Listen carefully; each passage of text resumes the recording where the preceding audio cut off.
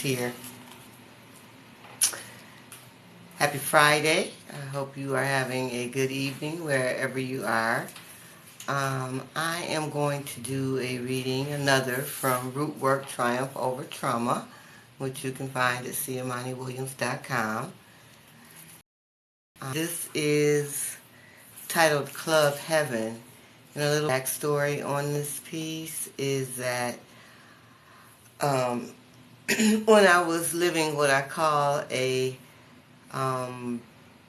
bi-curious lifestyle, this is in the very early 90s. Hello, how are you? Frenchie, Laureen, Solar. Your user IDs are so long I can't. Hi, Angela. Nicole, hello. So I was saying that this story that I'm about to share, I was giving some backstory on it. It is titled Club Heaven, and it was written in a response to my memory about my first time going to a gay club in Detroit. Again, it was the early 90s. The spot was Club Heaven, which was known for welcoming the black, gay, and trans community into its wonderment. And so here I am, this bi-curious black woman. I knew nothing about lesbian clubs at the time, nothing at all. So I didn't know where to go, and I didn't know who to ask, but I am a lover of house music, and Club Heaven was the home of the godfather of house in Detroit, Ken Collier. And I had heard about it and heard that it was a good time. It was a whole different experience. And Club Heaven did not open. Sorry, Cox Communication sucks. My internet is subject to go out at any moment, which really bothers me. But as I was saying about Club Heaven, is that it did not open until 2 a.m. in the morning. So what I done was at 2 o'clock, I would, if I still wanted to dance, I would go to Club Intravest, which was an after hours on the northwest side of Detroit, and I would hang out there. But this one night, I decided to go to Club Heaven, and it was absolutely life-changing. So thank you. I hope you'll stay with me for the story, and I hope the internet stays on. Club Heaven. I was solo as I entered Heaven, an after-hours gay dance spot on the northeast side of Detroit. A rare find in a city that didn't offer much to the black, gay, and trans populations. Closeted, I hadn't approached anyone about where black lesbians hung out. Heaven was a cultural gem that stayed under the radar. Folk don't give too much of a fuck about black gay folks today, but in the late 70s, they sure weren't dealing with the funny faggot issue. The Black Power era was not inclusive of all its brothers and embraced even fewer sisters. Heaven enjoyed capacity crowds for several years. I was quietly bi-curious, and Heaven was a place for me to check things out. Anonymously. I always went alone, except for a couple of times when I left a straight house party searching for more music with a straight friend who was used to queer crowds. Her dude was a house DJ. If any other of my straight crew had accompanied me, I would have felt like a spy on a gay-ass mission. The music was an aphrodisiac. House does something to me. It's spiritual. I get high off the rhythm. I ride that bitch. No alcohol needed. Back when heaven was open, I was still drinking, especially if I was partying. The fact that I'm an alcoholic hadn't quite kicked in yet. With 16 years of sobriety, I look back on that time and see many places where I was overly confident and sometimes just plain foolish. This night, though, I was full. Not drunk, but still floating from the music and the Long Island iced tea I'd had earlier. For $5, you could dance at heaven from 2 a.m. till 5:30 a.m. Sometimes the music played longer and daylight was on the horizon when patrons exited the club. I decided before heading out that evening that I was going to ask someone to dance.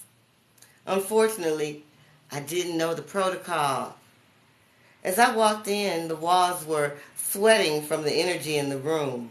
Queens walked around dressed in miniskirts and 6-inch stilettos. Others opted for platforms. An array of colors and heights. Faces beat in all that heat. There was a party going on. The music was hyped and folk were taking up every inch of space. As usual, there were not many women in the house. And by women, I mean lesbians. There were a few, but mostly the crowd was gay and trans. Heaven was their spot, and I was grateful to be allowed to enter such a sacred space. As I took in my surroundings, a young male couple hugged in front of me. I guessed them to be in their late teens. They were all over each other as if the days between meeting at heaven had depleted them, and this was their opportunity to breathe again. They kissed as the shorter one pulled the taller one back into him as he leaned into the wall. I watched them feeling all kinds of things. I noted to myself that there was nothing wrong with feeling that way about another human being. Their passion was intense.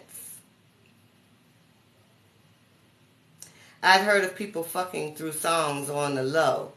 They weren't that deep, but they were close. Finally, he turned his man around and made him claw the wall, serving as their love backdrop. I was digging it.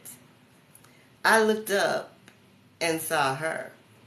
A couple of inches shorter than me, she stood about 5'2" and had curly hair.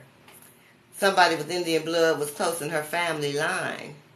Deep dimples dotted her chocolate skin as she smiled, chatting with the woman next to her. She was working her jeans and a guest-fitted tee very nicely. I didn't know if they were a couple, but I felt the music and decided to make my move soon. Generally, you don't ask someone to dance at a house spot. Everyone is on their own thing, dancing alone, partnered, and in groups. But I didn't know the etiquette rules for bi-folk. There were a lot of good feelings going on. Queens on platforms dancing sexy above everyone on the dance floor. The fog machines were pumping as people danced under the mini strobe lights. You could literally feel the stress of living black and queer in a pro-hetero homophobic community falling off through hypnotic music. It helped folk deal with the constant racism and oppression of a straight-thinking society. Layers of bullshit were removed at heaven every week. It was a spot where black queers found acceptance and nothing but love. Detroit's godfather of house was well respected, and his passing in 1996 left a legacy of bringing peace and good time to people who deserved a break, even if it was only once a week. Understanding this, I overstood the passion of the two young men slobbing each other down and filling each other up as if their lives depended on it. As for me, I got that dance and Dimple's phone number. And that is Club Heaven, taken from my book, Root Work, Triumph Over Trauma, where as a queer black writer, I share all my experiences as a uh, someone who identified as straight, and as someone who identified as bi, and as someone who identifies as queer. I am Siamani Williams, a queer black womanist. Um, and if you want to know more about Club Heaven, I know people have videos up, actual club footage up on YouTube. That's Detroit History Club Heaven. Let's see. Hey, TT. Ani, hello. Sweet Cake, Chapin High, Catherine Hernandez, hello. Thank y'all for stopping through. Really, that's all I have right now. I need to get to writing. This is kind of my Monday, as you all enjoy your Friday. So, have a safe weekend. Stay hydrated, and of course, remember to practice your self-care and give someone a smile. You might make their day. Have a good one. Peace.